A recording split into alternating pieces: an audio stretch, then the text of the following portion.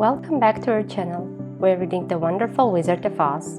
In chapter 17, we saw how the wonderful wizard flew away in a balloon without Dorothy. Let's see what happens next in chapter 18. Away to the South. Dorothy wept bitterly at the passing of her hope to get home to Kansas again, but when she thought it all over, she was glad she had not gone up in a balloon. And she also felt sorry at losing Oz, and so did her companions. The Tin Woodman came to her and said, "Truly I should be ungrateful if I failed to mourn for the man who gave me my lovely heart. I should like to cry a little because Oz is gone, if you will kindly wipe my tears away, so that I shall not rest." "With pleasure," she answered, and brought the towel at once. Then the Tin Woodman wept for several minutes, and she watched the tears carefully and wiped them away with the towel. When he had finished, he thanked her kindly and oiled himself thoroughly with his jeweled oil can to guard against mishap. The Scarecrow was now the ruler of the Emerald City, and although he was not a wizard, the people were proud of him. "For," they said, "there is not another city in all the world that is ruled by a stuffed man," and so far as they knew, they were quite right. The morning after the balloon had gone up with Oz, the four travelers met in the throne room and talked matters over. The Scarecrow sat in the big throne, and the others stood respectfully before him. "We're not so unlucky," said the new ruler, "for this palace and the Emerald City belong to us, and we can do just as we please. When I remember that a short time ago I was up on a pole in a farmer's cornfield, and that now I am the ruler of this beautiful city, I am quite satisfied with my lot." "I also," said the Tin Woodman, "am well pleased with my new heart, and really that was the only thing I wished in all the world. For my part, I am content in knowing I am as brave as any beast that ever lived, if not braver," said the Lion modestly. "If Dorothy would only be contented to live in the Emerald City," continued the Scarecrow, "we might all be happy together." "But I don't want to live here," cried Dorothy. "I want to go to Kansas and live with Aunt Em and Uncle Henry." "Well, then, what can be done?" inquired the Woodman. The Scarecrow decided to think, and he thought so hard that the pins and needles began to stick out of his brains.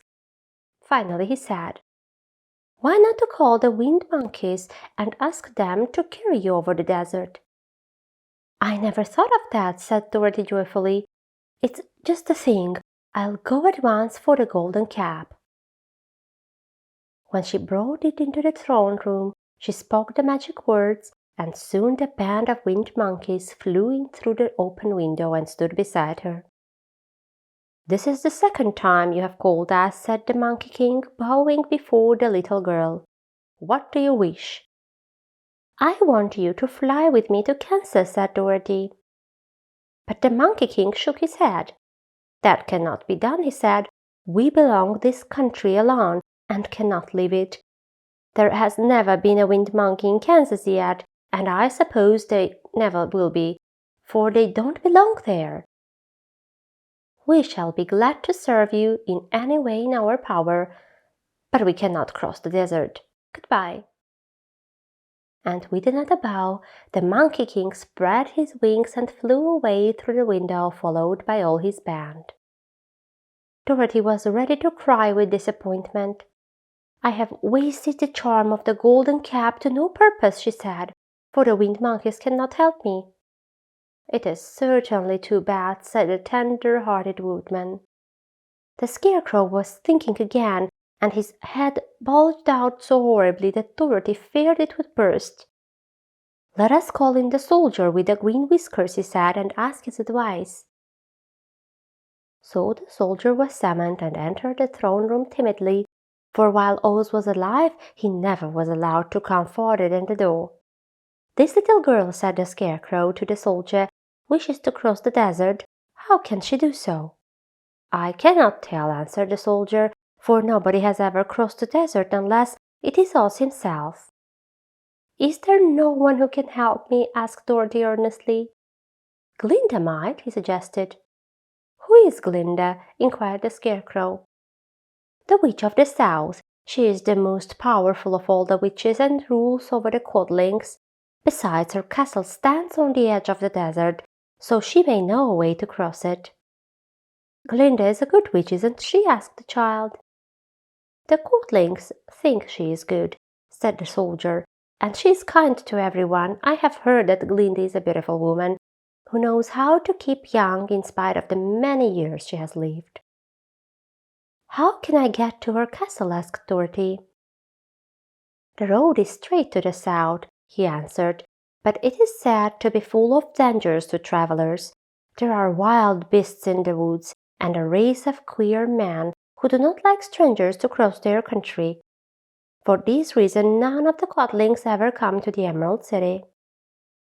The soldier then left them, and the Scarecrow said, It seems, in spite of dangers, that the best thing Dorothy can do is to travel to the land of the South and ask Glinda to help her. For of course, if Dorothy stays here, she will never get back to Kansas. You must have been thinking again, remarked the Tin Woodman. I have, said the Scarecrow. I shall go with Dorothy, declared the Lion, for I am tired of your city and long for the woods and the country again. I am really a wild beast, you know. Besides, Dorothy will need someone to protect her. That is true, agreed the Woodman. My axe may be of service to her, so I also will go with her to the land of the South. When shall we start? Asked the Scarecrow. Are you going? They asked in surprise. Certainly. If it wasn't for Dorothy, I should never have had brains. She lifted me from the pole in the cornfield and brought me to the Emerald City. So my good luck is all due her, and I shall never leave her until she starts back to Kansas for good and all. Thank you, said Dorothy gratefully. You are all very kind to me, but I should like to start as soon as possible. We shall go tomorrow morning, returned the Scarecrow. So now let us all get ready, for it will be a long journey. This much for today. Stay tuned to our channel to see what happens next. Goodbye.